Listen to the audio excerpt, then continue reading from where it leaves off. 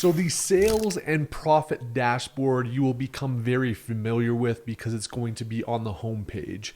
You can also though access it if you come over here on the left hand side to finances and then click sales and profit. So the sales and profit dashboard is really a pulse on the heart of the metrics that matter in your business, especially when it comes to financial performance.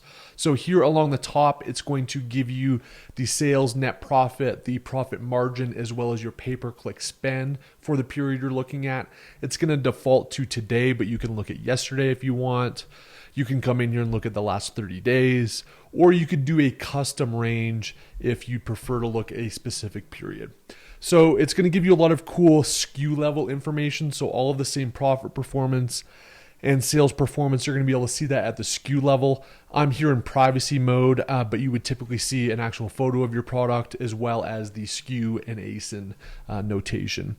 So you'll see here the units ordered, the total orders, how many orders came from advertising, any promotions or coupons that were used, S&S orders, and then any refunds that were returned that day, which will obviously impact profitability.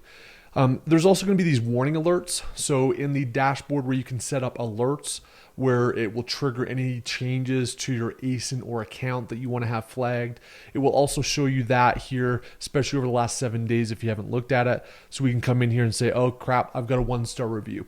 So you're not having to go in manually looking through Seller Central and looking through your individual SKUs or dashboards within Seller Central, which are frankly all over the place. This really encapsulates it all in one spot so you can see financial performance, key alerts on the business. So going back here to the dashboard, you can also click in here on products and see an overview in more detail. It's going to give you all of your expenses in detail. It's going to give you the advertising cost of sales. It's going to give you your pay-per-click conversion as well as your conversion on organic orders. You'll see up here too, it's got tacos, it's got total spend, gain sales, all the cool elements that you want to know about a particular ASIN on a daily or period basis that you select. You can also come in here and look at orders, and it's going to show you throughout the region. In this case, it's the US marketplace where you're getting sales from. So I got 218 orders in this case. 26 of them came from California, 11 came from Texas, 17 came from Illinois, etc. So it's really good to get an idea on a geographic range of where orders are coming from. Specifically, if you wanted to look at seasonality, if you wanted to go into the custom range and look at very specific periods in time, you can see the states within various regions of the United States that drive orders for different periods. This is really powerful if you want to say understand where you put your off Amazon spend for advertising during certain periods. It can be really insightful for that. It can also help you get really dialed on geo ranking and geo targeting and making sure that you're paying attention to those markets and seeing where you're successful and where frankly you're not. So it's a great view there. You can also kind of see the order in detail down below. The shipment and COGS is really cool. Obviously, costs are not always the same for every single shipment that you make. Some you've got to put on air freight. Lately in 2020 and 2021, we've seen really big spikes in various ocean rates, and they've been kind of all over the place. So you might have one container that costs $3,500 and another one that costs $6,000. That's going to impact the unit COGS or the unit landed cost when it gets to the US.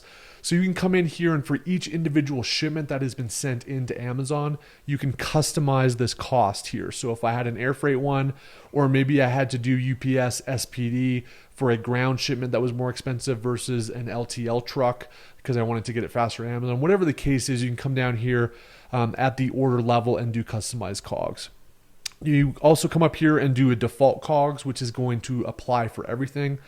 The one thing to keep in mind with default COGS is when you set it, it's going to be that default COGS at this moment moving forward. So it's not going to retroactively change the COGS. So just be aware of that if you ever decide to change this. This is also if you're new to Sellerise, you want to kind of go into each ASIN and set up your default COGS here. So you've got that information. The profit dashboard is actually spitting out accurate information that includes the cost of your product. And then there's promos and coupons here. So you can see the actual coupons used here. I'm going to blur some of these out so you don't see them because they're actual coupons, but you just get that view there. One other note, if we kind of go back to the sales and profit dashboard, I kind of mentioned COGS if you click on the individual unit. If you want to do it in bulk, if you've got a pretty large catalog, you can come in here to inventory And there's a bulk upload option here. If you want to bulk upload your cogs, you just upload cogs in bulk, and it's going to spit out a spreadsheet here. If you click on it, it'll have a template that you can download, and then you can do it all in one fell swoop if you wanted to do that. So guys, that is the sales and profit dashboard. Again, the hub of Sellerise. You'll see it every time you log in. It encapsulates all of the data and metrics and financial elements that matter. It puts it up there on the dashboard. Stay tuned. We're also going to have some customization features in the near future where you're going to be able to add and shuffle different cards here on your dashboard so you can see the views in your business that you'd like.